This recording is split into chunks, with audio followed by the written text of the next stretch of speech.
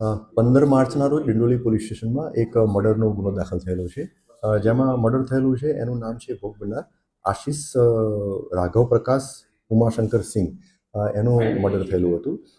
આ ગુનામાં જે ફરિયાદી જે છે એ ભોગ બનનારના ભાઈ છે અને એમને ટોટલ 6 આરોપીઓ વિરુદ્ધમાં ફરિયાદ જાહેર કરેલી હતી. ગુનાની તપાસ દરમિયાન જે એકત્રિત થયેલ પુરાવા આધારે આ ગુનામાં સંડોવાયેલ 4 આરોપીની ધરપકડ કરવામાં આવેલી છે.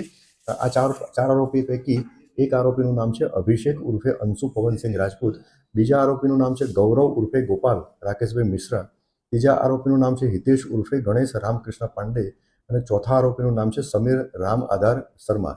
આ 4 આરોપીઓ ઉપરાંત આ બનાવમાં સંડોવાયેલ એક માઇનોર પણ મળી આવેલ છે. એને પોલીસે આગળની કાયદેસર કાર્યવાહી કરવા માટે તાબામાં લીધેલો છે. આ ફરિયાદ દાખલ થયા પછી તપાસ દરમિયાન ફરિયાદી પક્ષ તરફથી એવી રજૂઆત કરવામાં આવેલી છે કે આ ગુનામાં જેમનો જે ઇનડાયરેક્ટ રોલ છે, એટલે કે જેમણે પ્લાન કરેલું છે, એ 2 વ્યક્તિઓ, એટલે એકનું નામ પવનસિંહ અને બીજાનું નામ છે આકાશસિંહ. આ બંનેનો પણ ઇનડાયરેક્ટ રોલ છે. એટલે એ બાબતે રજૂઆત કરવામાં આવતા આ દિશામાં પણ પોલીસ અત્યારે તપાસ કરી રહેલ છે. ગુનામાં સંડોવાયેલ 4 આરોપીઓ પૈકી 2 આરોપીઓનું ક્રિમિનલ એન્ટિસિડન્ટ એટલે કે ગુનાહિત ઇતિહાસ જણાઈ આવેલ છે. આ 2 આરોપી માંથી એક અભિષેક ઉર્ફે અંશુ રાજપૂત અને બીજો આરોપી ગૌરવ ઉર્ફે ગોપાલ મિશ્રા, આ બંને આરોપીઓ વિરુદ્ધમાં ધાડ અને અલગ અલગ બોડી ઓફેન્સીસ સુરત શહેરના અલગ અલગ પોલીસ સ્ટેશનોમાં દાખલ કરવામાં આવેલો છે. ગુનાની તપાસ હાલ ચાલુ છે. મૃતકના પરિજનો દ્વારા બોડી એક્સેપ્ટ કરવામાં આવ્યું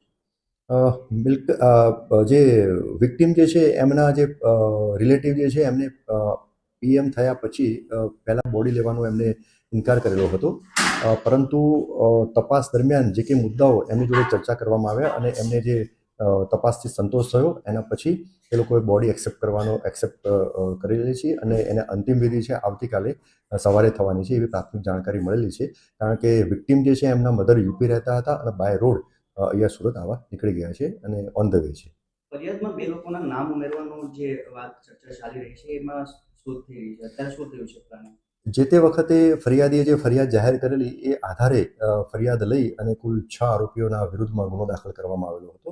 તે બાદ ફરિયાદી પક્ષ તરફથી એવી રજૂઆત કરી, મેં જેમ આપને જણાવ્યું એમ, કે 2 વ્યક્તિઓ, એકનું નામ પવનસિંહ અને બીજાનું નામ આકાશસિંહ, એમનો પણ ઇનડાયરેક્ટ રોલ છે, એટલે પ્લાન કરવામાં એમની ભૂમિકા છે એવો એમને રજૂઆત હતી. એ આધારે રેકોર્ડ ઉપર અમે ફરિયાદીનું વિશેષ નિવેદન લીધેલું છે, બીજા વિટનેસીસના સ્ટેટમેન્ટ લીધેલા છે અને આ બંને વ્યક્તિઓના જેમને એમને નામ આપેલા છે એમની પણ ગુનામાં કંઈ સંડોવણી ઇનડાયરેક્ટ ડાયરેક્ટ હોય તો એ દિશામાં પણ પોલીસ તપાસ કરી રહી છે.